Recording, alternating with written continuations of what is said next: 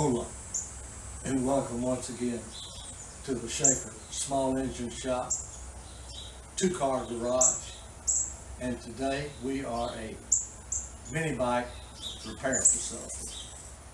As you can see, I've got a red one and a blue one, brought to me by my friend James, neither one of which was anywhere near all of them.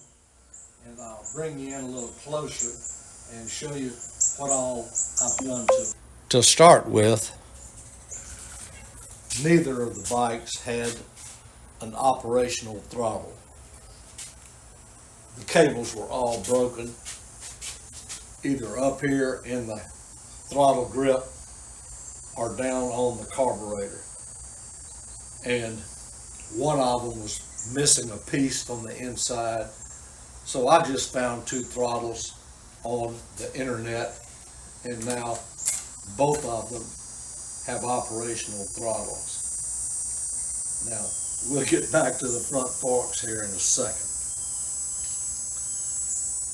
Let me make sure you're set up right to see this. Okay. Both the bikes have straight chain drive on them, number 35 chain. This one had no chain adjuster on it whatsoever. It was just straight hookup. And I got the engine running, changed the oil, hooked the throttle back up on it, purged the gas. Both of them had skunk gas in them that you just wouldn't believe how bad it stunk.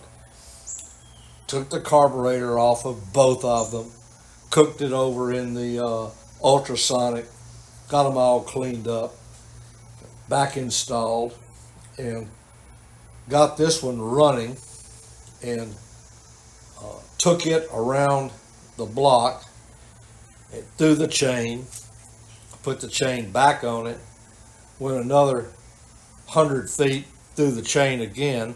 This time the master link came apart. So I ended up pushing this thing about 2 blocks back here to the shop. And I have then put on it a chain adjuster. And it wouldn't stay on very well with the chain adjuster. So I took the bottom of a can of tuna that I cut out, and I put it right here, right up against the chain as a chain guide, chain guard. And that will keep the chain on it, I think. We'll find out. It took many adjustments, in, out, up, down, back, forth, to get it to where the little roller will spin and it's tight up against the chain. So that's my tuna can chain guard there. And I have lubricated the chain, and as soon as I get the front end fixed, we're going to take this thing down and crank it up. Now let me show you something about the front end of it. As you can see, it's in a state of disrepair.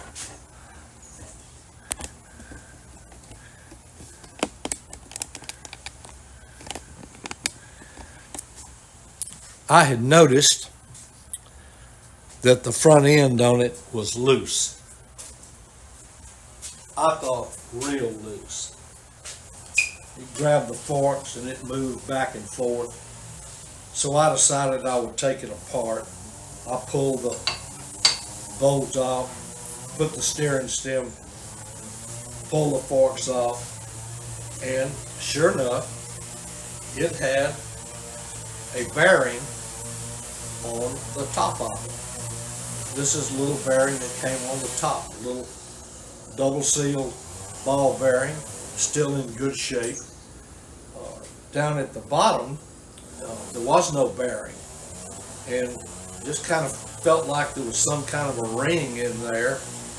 And I couldn't figure that out, why it would have a bearing at the top and no bearing at the bottom, because the wear on these things is always going to be down here at the bottom because of the angle of the forks. So I couldn't exactly figure out how I was going to get that thing out. I have some rods that I could use to drive the bearings out. These have got kind of a mushroomed end on them, and I've driven out about 2 zillion bearings. So I put this in the bottom, popped it a couple of times with a persuader, and the top bearing popped right out. But I was trying to figure out what that ring is at the bottom, and I couldn't get enough of a grip on it with this rod to knock it out. So I was trying to figure out, how am I going to get this out? And this is the idea I came up with.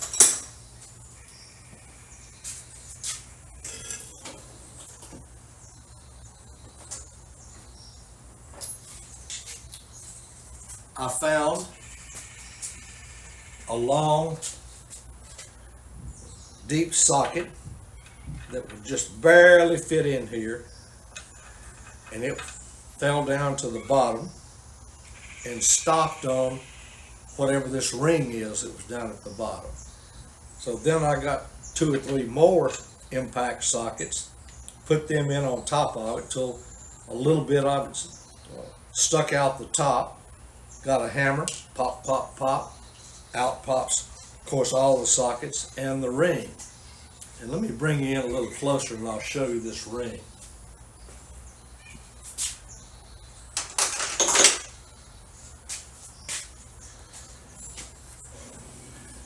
This is the ring that was in the bottom. And what is this? It's the outer race of the original ball bearing that was installed in it. Inner race gone, all the balls disintegrated, just nothing there. I have to stop for a minute till this blower gets done.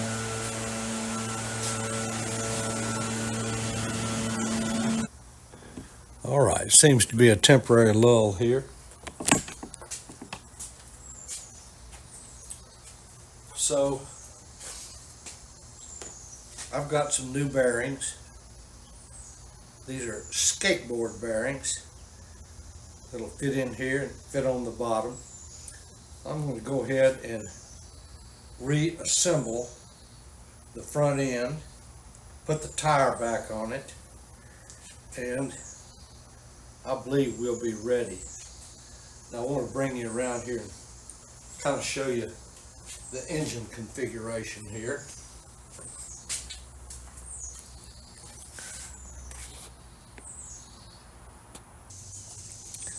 I'm not totally up on mini bike jargon, but both of these bikes, which I don't know whether they're Coleman's or Coleman clowns or clones, or exactly what they are and how they came equipped to start with, but now they've got these 6.5 horsepower 212cc Predator engines on them.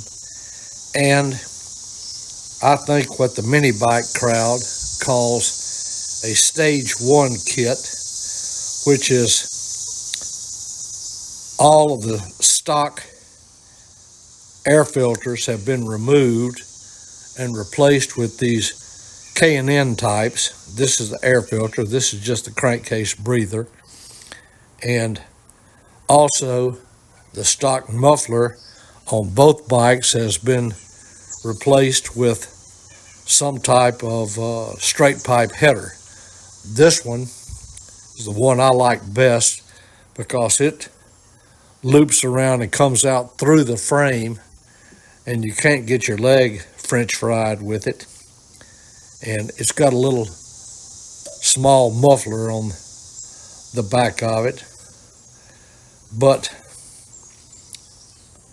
with this direct chain drive, I'm not sure how fast these things go. I can tell you for a fact they're not going to go more than about 20 or 25 with me aboard. They have an attachment, an adjustment right there, which is a screw, which is basically a throttle block.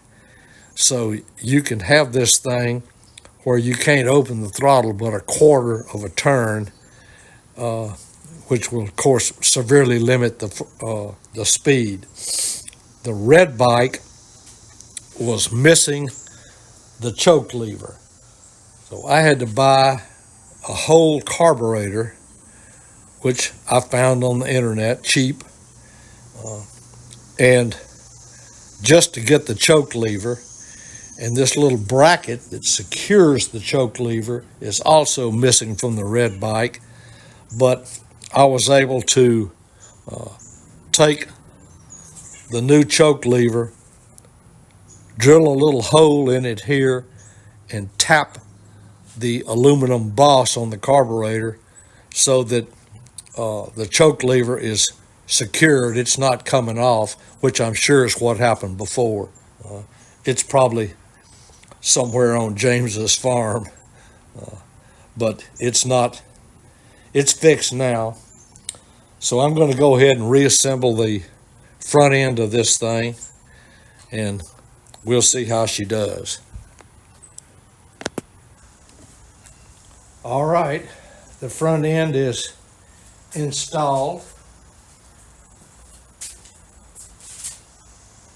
Wheel roll's great.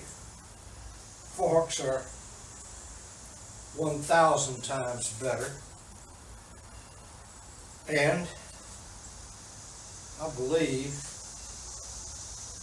we're going to try to lower this thing a little bit and see if I can start it up on the bench here. Should be able to. Let me find.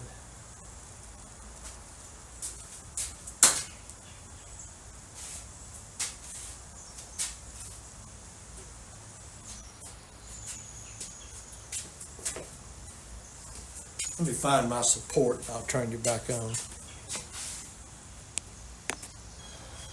I'm going to put it down a little lower where I can get a better pull on it.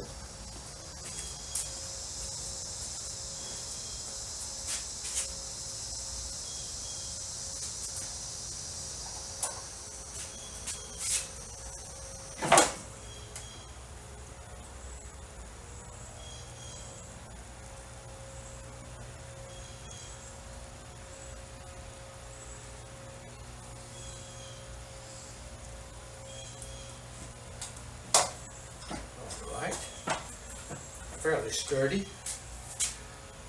Choke on, gas on, throttle operational. Let's see if it'll start up.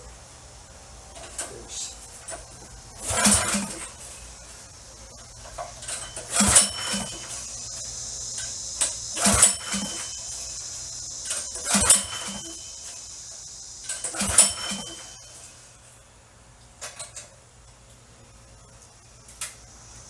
Ignition's on. You know what? I bet you we got no gas in this thing. Let me get a little fuel in it and I'll turn you back.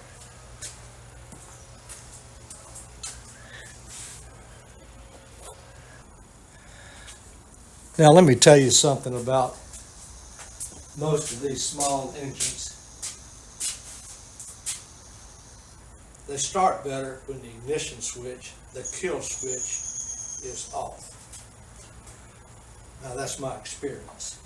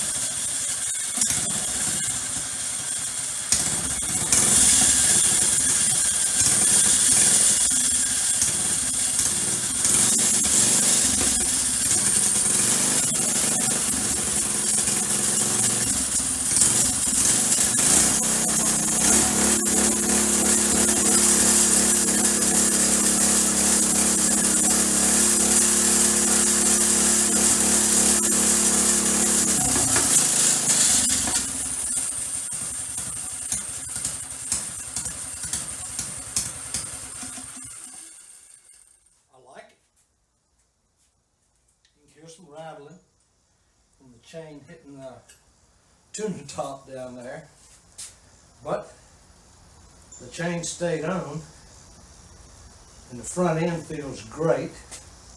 Throttle's working, choke's working, skunk gas is gone. So I'm going to consider Big Blue completed project. Thanks for watching. Hope this helps someone.